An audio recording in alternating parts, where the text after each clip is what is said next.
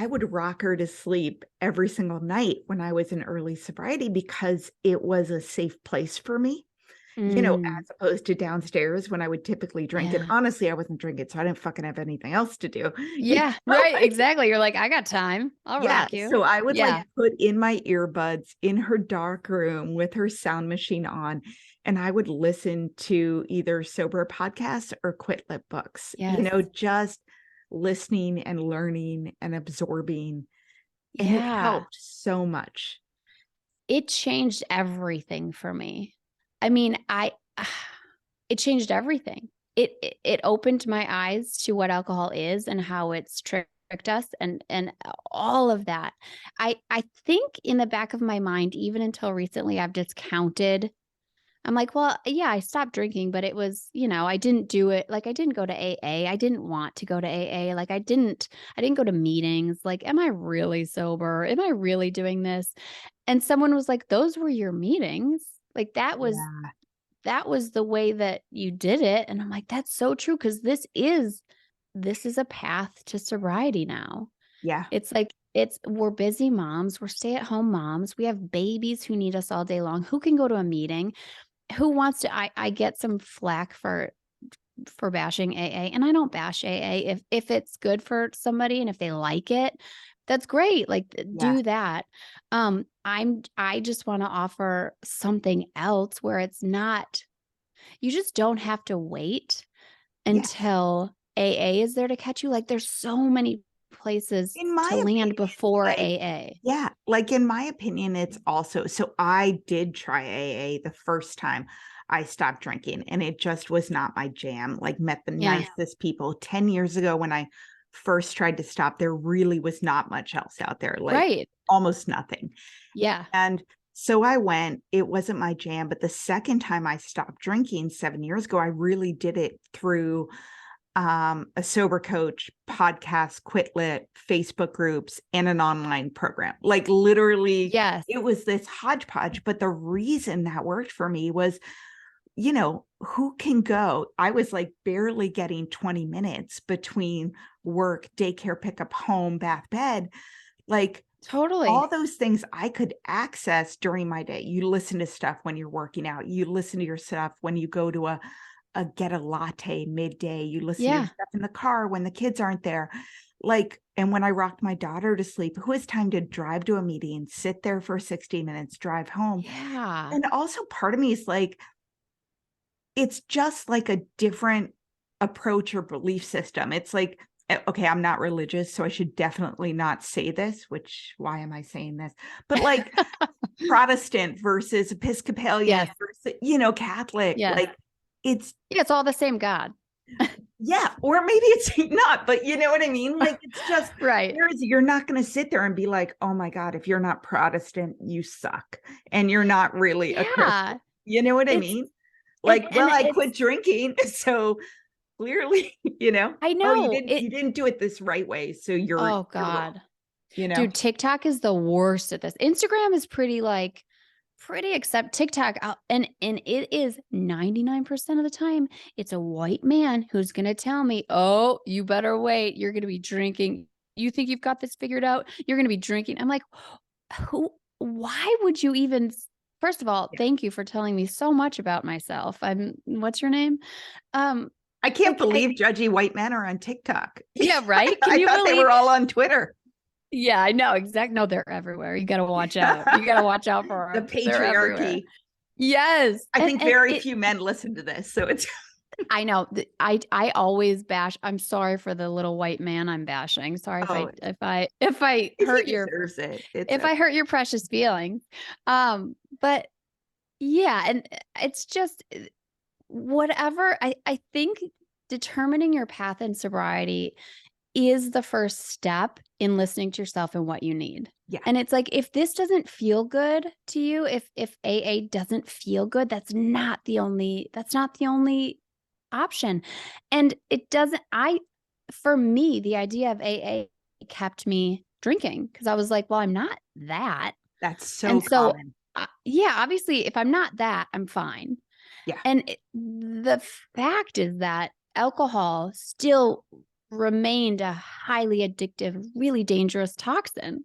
And so it didn't matter if I would go to AA or not. That was still going to be the truth. Yeah. And so, yeah, I just found my path. And that's what I think the podcast and the Quit Lit were like essential for me to, like you said, like unbrainwash myself and to like really uncover the truth. And then the part that I was missing was the connection. I started the Sober Mom Life Instagram account, and that did help. It helped me connect with other people online and just say, okay, I'm doing this. Like, I don't know what it means, but here I am. I'm showing up. And then that slowly, then I got connected to an online support, which is, I mean, they're some of my best friends and I've never met them. They Yeah. know everything about me and I've never met them, but I feel so connected and so close to them. Yeah. I found that too. I was on a secret online private Facebook group that Yes. I've got a guide on my site. It's called the BFB. If you want to know the one that I've been a member of and that I absolutely love, but it's my favorite place on the internet. And you have no idea how much you need it Yes. until you tap into it, until you tap into Yes. like other people who get it. Because even my best friend from high school, like she loved me and she supported me, but she had no idea Right. what was going on.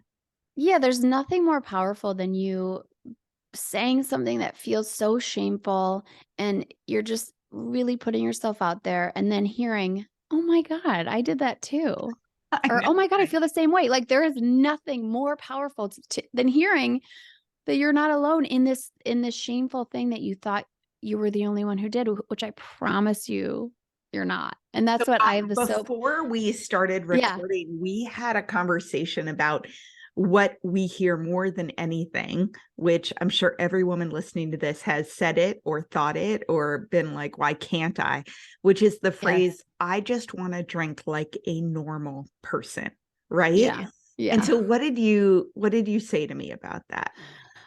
I mean, I am coming to find because I have the Sober Mom Life Facebook group. I've talked to moms on my podcast, and I'm just coming to find that this normal drinker seems to be the one who has questioned her relationship with alcohol, who has drank too much, who has felt shame about it, who has tried to maybe take a break, who has done a dry January, who has this really complicated relationship with alcohol. I don't think a normal drinker is one who has a glass of wine at night and says goodnight and then that's it.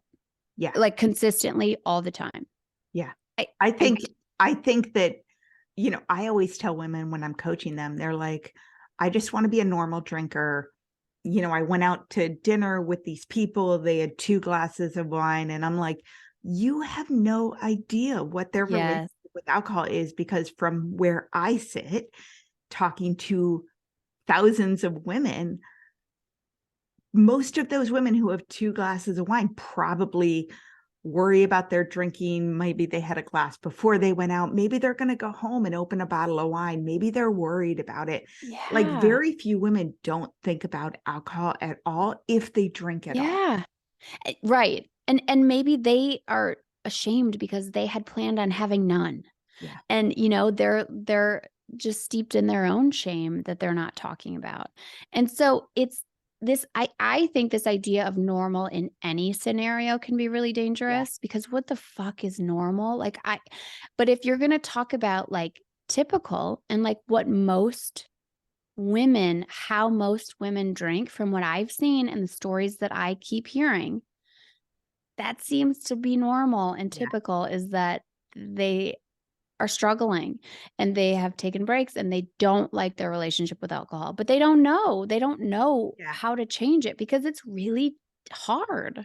So just to summarize, want to, in terms of replacing thoughts in your mind, if you're listening to this, a normal drinker might be a woman who is consuming this addictive substance because it's been taught to us that that's what we should do. It's brought to us at every restaurant you go to, the wine or the beer or the drinks menu gets brought to you first.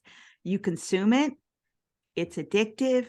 You have one drink, you want more, you wake up and you feel like garbage, and then you're in withdrawal, and then you want it again. Like that is a normal drinker, and that's fucking exhausting. Yes. And you just, it takes a giant leap of faith because you don't know that you can get out of it until you're out of it.